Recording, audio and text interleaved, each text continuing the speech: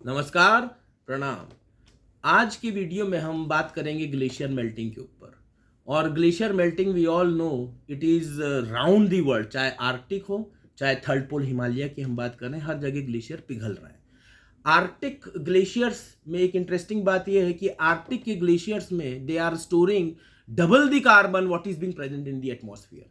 सो जो thawing permafrost है, Arctic में एक पर्टिकुलर फिनोमिना है थॉइंग परमाफ्रॉस्ट का। और आर्कटिक के ग्लेशियर्स जब मेल्ट करते हैं तो वो मीथेन भी रिलीज करते हैं एटमॉस्फेयर में।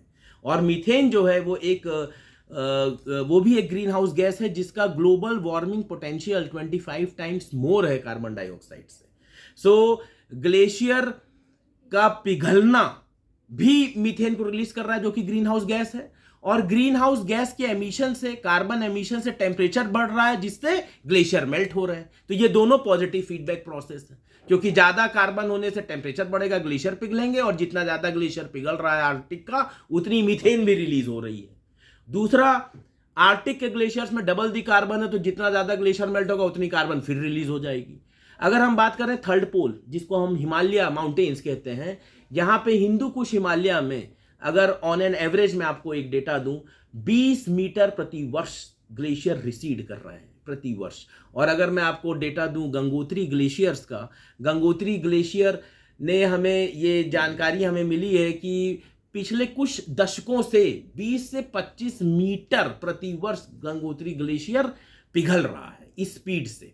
और वनस्पत प्रॉब्लम क्या हो रही है, जो इंडस बेसिन है हमारा, उसमें ज्यादा अमाउंट पानी का हो जा रहा है।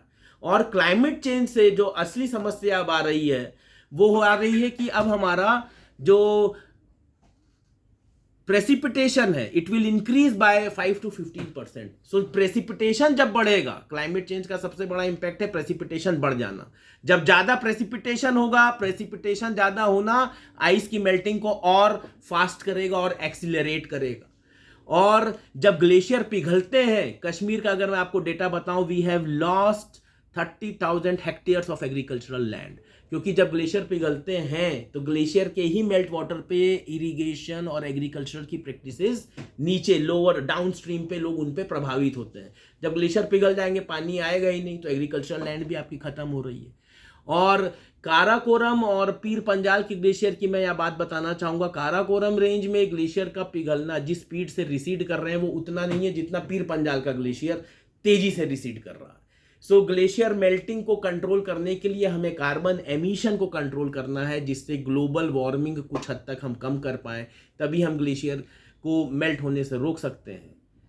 और कार्बन एमिशन को रिड्यूस करने के लिए मेरी पहली वाली वीडियो में मैंने बताया कौन से वो स्टेप्स हैं जो ट्रांसपोर्टेशन सेक्टर में हमें फॉलो करने हैं जिससे हम कार्बन एमिशन को रिड्यूस करें।